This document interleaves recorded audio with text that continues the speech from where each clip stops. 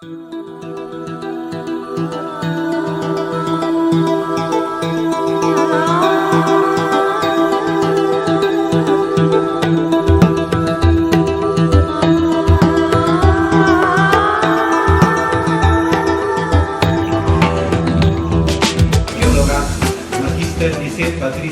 Álvaro Quispe, que nos va a disertar acerca del tema identificación y análisis de microvestigios como rastros del proceso de producción de adobes arqueológicos Moche, del complejo arqueológico de Huacas del Sol y de Huaca de la Luna, ¿no? Con ustedes, la arqueóloga Lisette Patricia.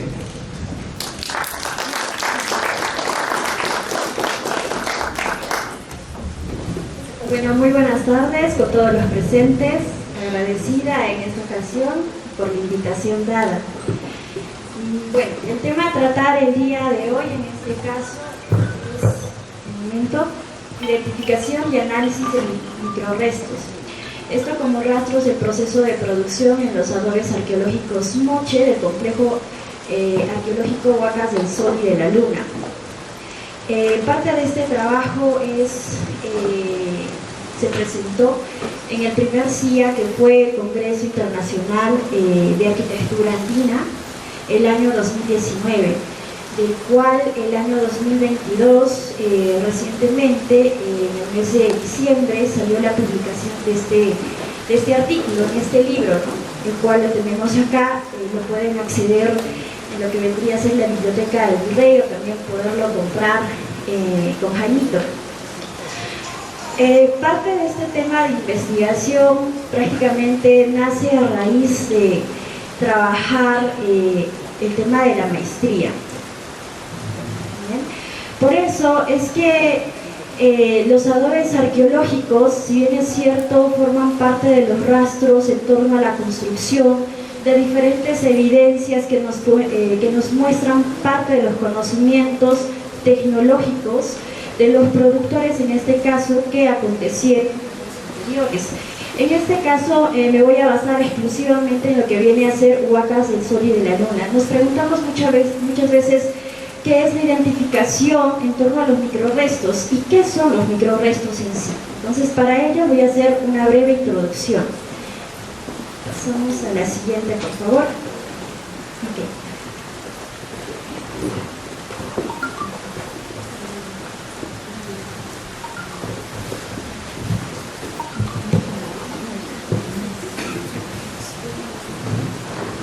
Ok, entonces, a ver, vamos a ver sí, que parte de los conocimientos, como el aspecto teórico, ha sido tratado anteriormente, ya sea por Chai, Lemonnier, Julian Stewart, ha sido ampliamente tocado desde la antropología.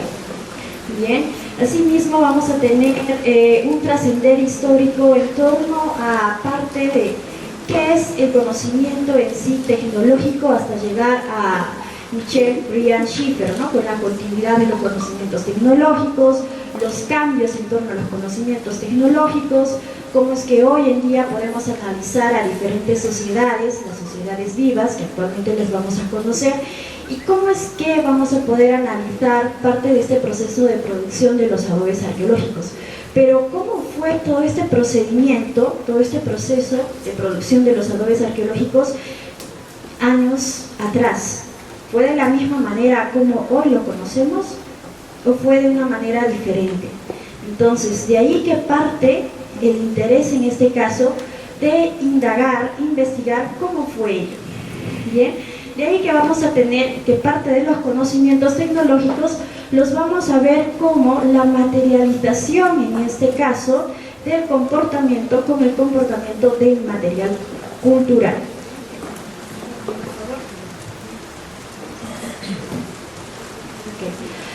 Cuando hablamos de los microrestos en este caso sí son rastros que no los vamos a percibir a simple vista, sino que vamos a necesitar en este caso, bien, de otros aparatos, bien, para poderlos visualizar, como es en este caso el microscopio binocular, o bien el microscopio petrográfico con luz polarizada, o el microscopio, en este caso, el microscopio electrónico de barrido. Bien. Todas las plantas tienen órganos, así como nosotros tenemos los órganos, nuestra cabeza, nuestras manos, las plantas también tienen los órganos de la hoja, la flor, el fruto, el tallo, la raíz. Bien. Los fitolitos, en gran mayoría, van a provenir, en este caso, bien, de la hoja y del tallo. Bien. El polen, en este caso, ¿sí?, va a provenir en mayor cantidad de la flor. El almidón, en este caso, va a provenir en mayor cantidad del fruto. Bien. Asimismo, la raíz, ¿no? Si queremos analizar, por ejemplo, qué raíces estuvieran consumiendo, entonces vamos a tener que hacer un análisis, en este caso, de los fitolitos. ¿Bien? Y las diatomeas que se van a encontrar generalmente como rastros de las algas, en este caso depositadas en lugares estancados, que contengan mayor cantidad de agua. Eso quiere decir que si nosotros queremos averiguar qué frutos estuvieron consumiendo, qué rastros vamos a analizar, vamos a analizar, en este caso, el polen. Si queremos averiguar qué frutos, en este caso, el almidón. Si queremos averiguar, en este caso, qué hojas, tallos, raíces han estado produciendo o cómo se han estado utilizando, en este caso vamos a hacer un análisis de microrestos en torno a los fitolitos. Siguiente, por favor. Ok, entonces, la manera en cómo los vamos a poder percibir, en este caso en el laboratorio, exclusivamente en lo que vendría a ser el microscopio petrográfico con luz polarizada, bien, va a ser de esta manera. Bien, podemos observar los fitolitos, ¿sí?, en este caso a su lado derecho, el polen de igual manera, el almidón y los fitolitos del mismo modo, y las diatomeas en la parte superior. Bien, gracias. Ok. Entonces, la diferencia en este caso, sí, de analizar lo que vendrían a ser los fitolitos con los almidones varía, y hay que tener mucho cuidado, porque a veces podemos analizar el almidón en un microscopio binocular, bien.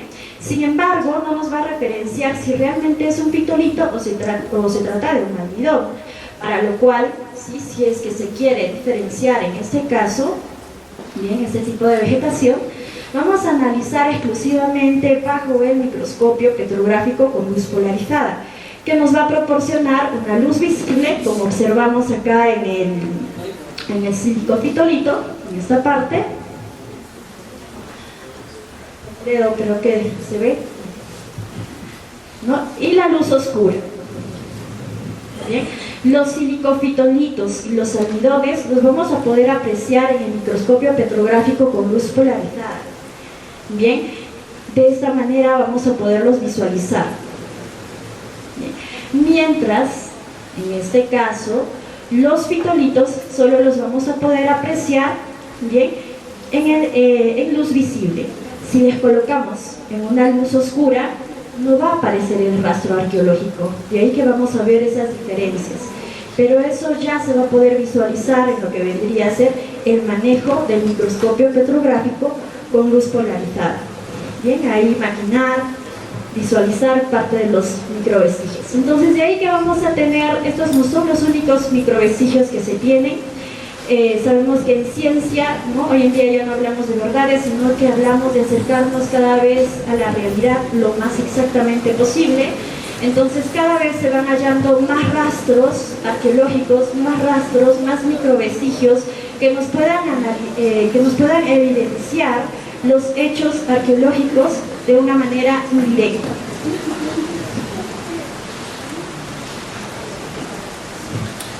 Los microvestigios han sido ampliamente estudiados desde 1980. Imagínense, tenemos varios años ya en torno a este tipo de investigaciones, ¿no?, a nivel internacional. Bien, han sido ampliamente estudiados en la industria lítica, bien, para ver qué estaban consumiendo, qué estaban cortando, ya sea con las raederas, con los cuchillos o con otros artefactos. bien, los vamos a tener ampliamente investigados en torno a lo que vendrían a ser las vasijas, los fragmentos de cerámica, bien. Asimismo, los vamos a encontrar también en la osamenta, bien. ¿Qué rastros podemos evidenciar? Bien, en los dientes, ¿sí? ¿Qué es lo que estaban consumiendo? Bien, se puede identificar ello. También ha sido ampliamente estudiado en torno a ello. Asimismo, vamos a encontrar también investigaciones en torno a los textiles. Sin embargo, en torno a la arquitectura, bien, teníamos las primeras investigaciones en torno al 2018.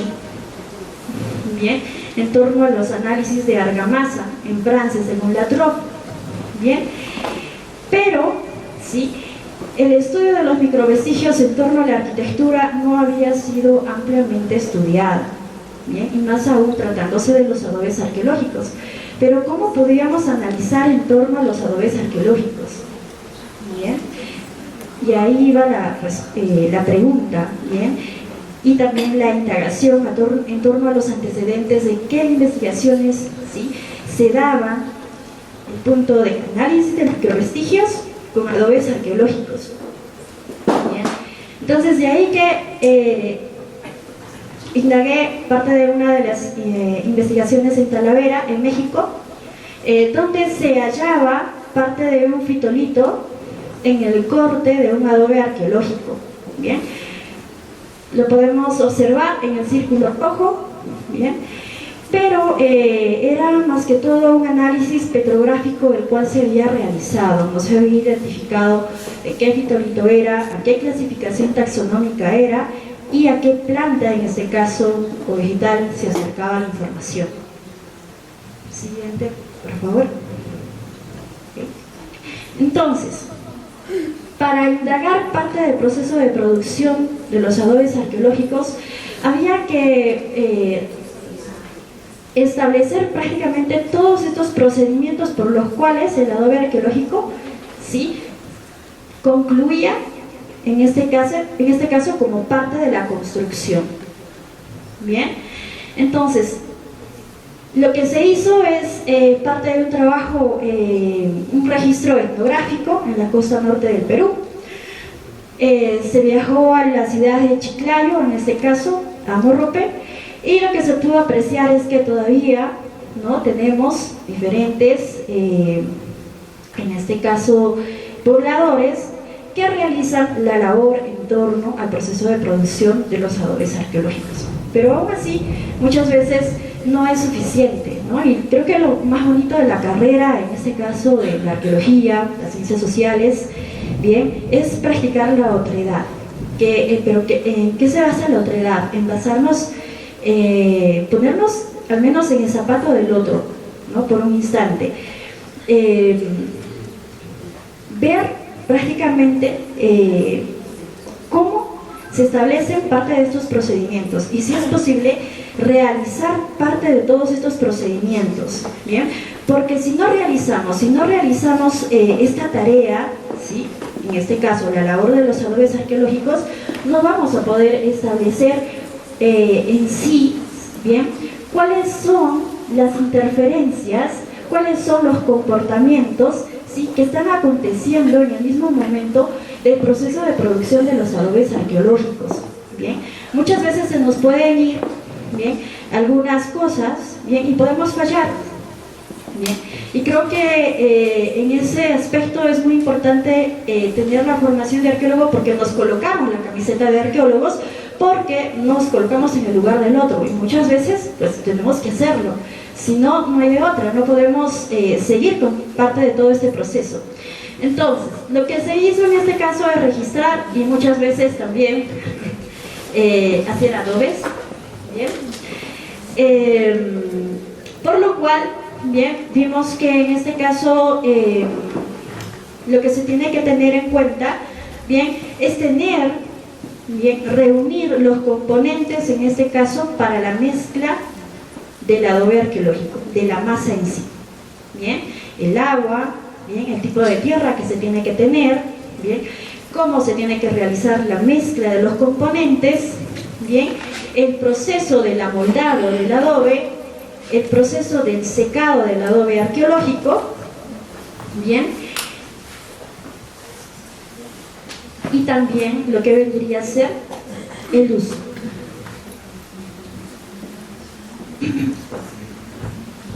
Entonces, en todo ese trascender, bien, en el cual se iba de manera inductiva y también deductiva, porque primero hoy vamos a analizar de cómo se iba formando prácticamente el proceso de producción del adobe arqueológico, y a la vez ir a lo teórico, bien, observábamos en este caso el componente humano, bien, el comportamiento físico en torno a los componentes que eran utilizados para la mezcla del adobe arqueológico, y asimismo los microrestos.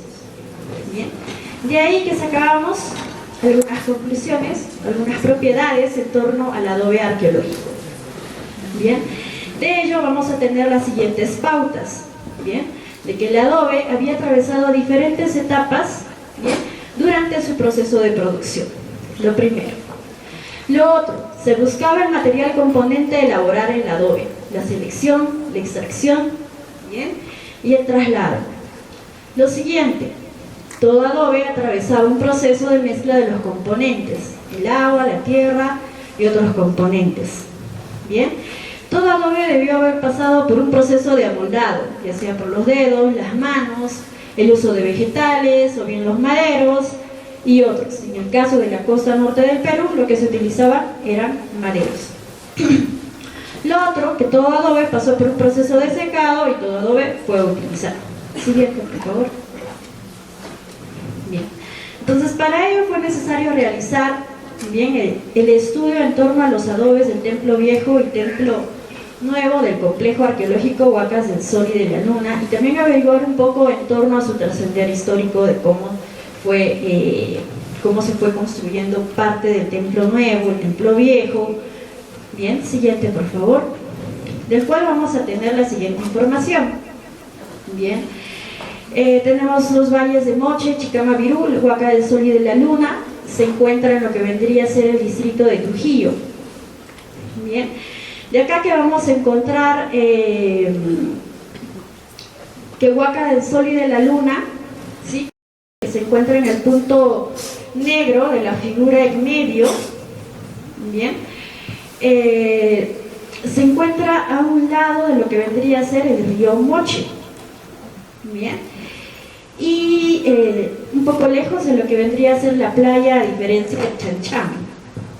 Bien, las edificaciones en este caso que vamos a poder percibir en Huacas del Sol y de la Luna, vamos a ver que el Templo Viejo está construido por diferentes edificios. Es como una cebolla, como una capa, ¿no?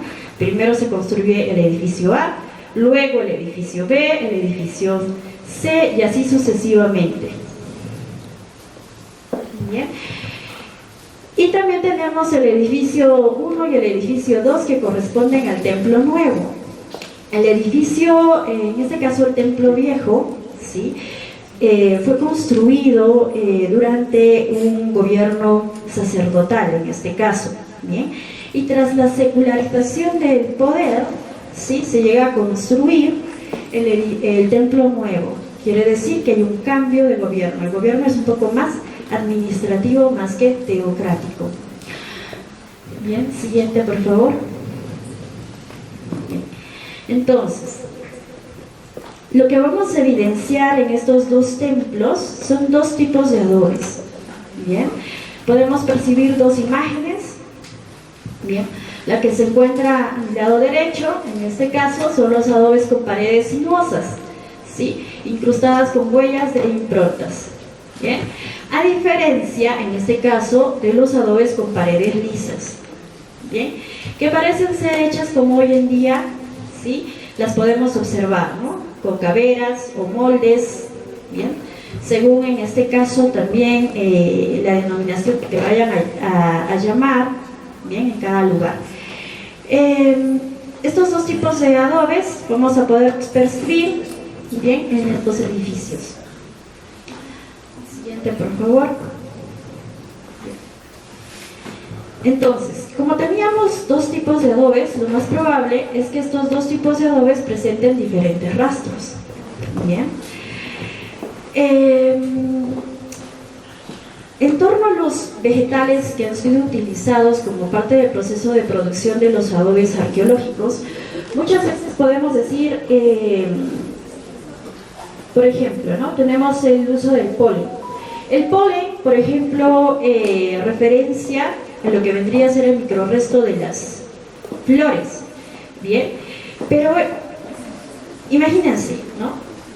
El productor de adobe llega un día a un espacio, bien, dice, vamos a extraer tierra de este espacio, de este lado, bien, pero él no va a buscar los microrrestos y va a decir, voy a separar el polen, bien, o solo el terreno con polen voy a extraer, bien. Entonces había que hacer un análisis en este caso, bien, del comportamiento humano y también del comportamiento del terreno.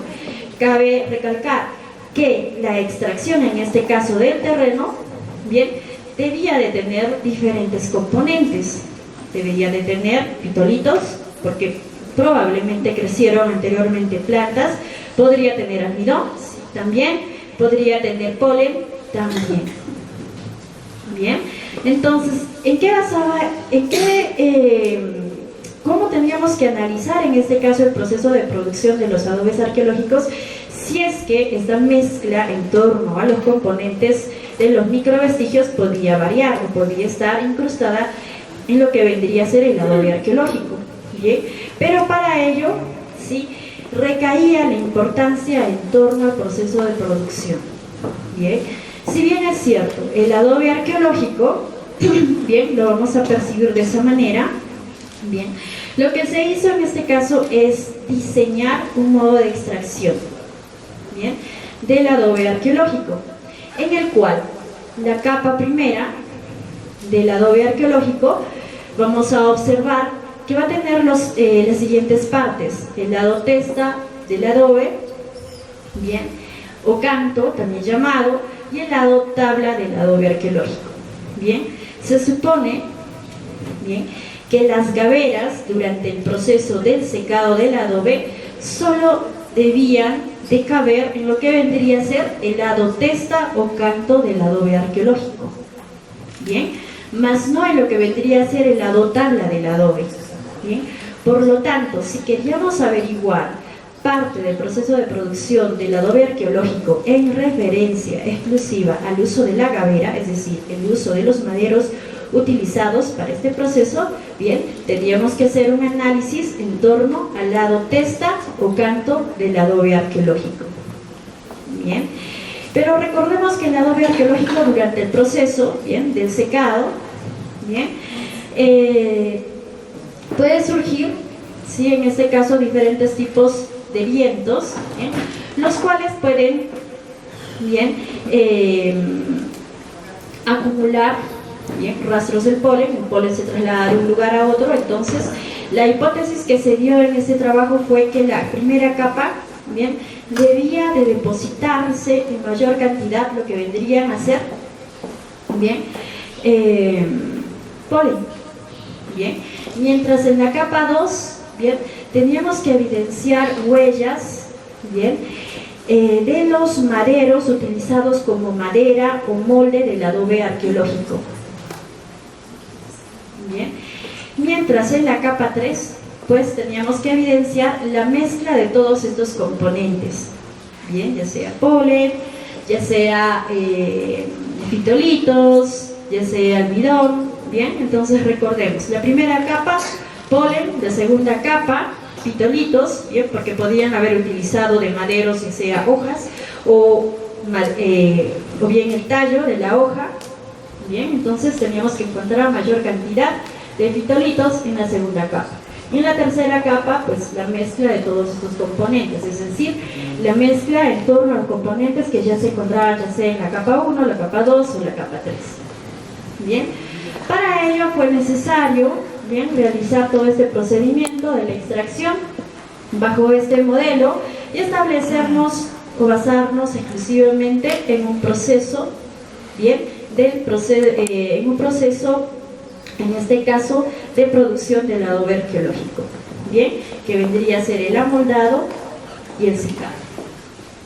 Bien. Acorde a ello, lo que se hizo en este caso, bien, es escoger primero los adobes arqueológicos en torno al templo viejo y al templo nuevo. Entonces se hizo de manera aleatoria, bien, la extracción. Se procedió a hacer el raspado de los adobes, determinándolos en torno ya sea una capa 1, a la capa 2 y a la capa 3, bien, con materiales en este caso esterilizados, bien, con cucharillas.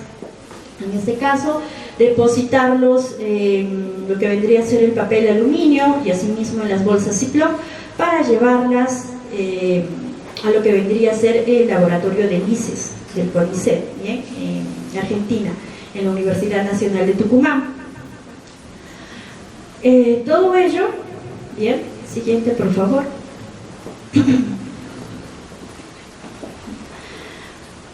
Una vez que ya se recolectó todo el material de los adobes arqueológicos, bien, se procedió a llevarlos, bien, a pesarlos, medirlos, bien, catalogarlos prácticamente a cada uno de ellos y proceder a lo que vendría a ser todo el proceso para el análisis. Acá vamos a poder observar algunos equipos e insumos y materiales que se utilizan generalmente en lo que vendría a ser el laboratorio del Museo Nacional de Tucumán, lo que forma parte de lo que vendría a ser la Universidad Nacional de Tucumán.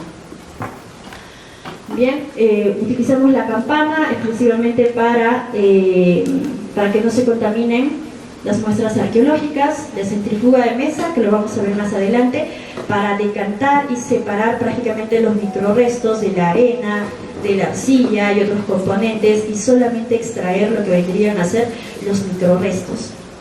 Bien, siguiente por favor. Bien. Cuando llevamos las muestras arqueológicas a diferentes laboratorios, cada laboratorio maneja un tipo de protocolo y hay que basarnos en ello.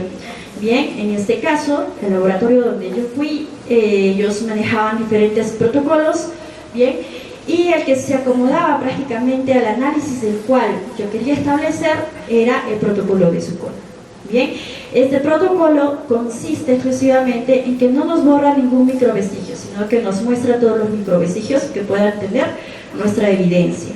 Bien, sin embargo tenemos otro tipo de microvestigios, por ejemplo cuando solo queremos analizar dieta y solo queremos analizar por ejemplo almidón, entonces se borran todos los demás microvestigios y solo aparece almidón. Bien, entonces todo depende de qué es lo que se quiere investigar, qué es lo que queremos analizar y qué protocolo en este caso vamos a utilizar y en qué laboratorio también lo vamos a realizar. Bien, en este caso el procedimiento, en este caso del protocolo de Zuccol, consistió en la defloculación, el centrifugado y el montado de las muestras.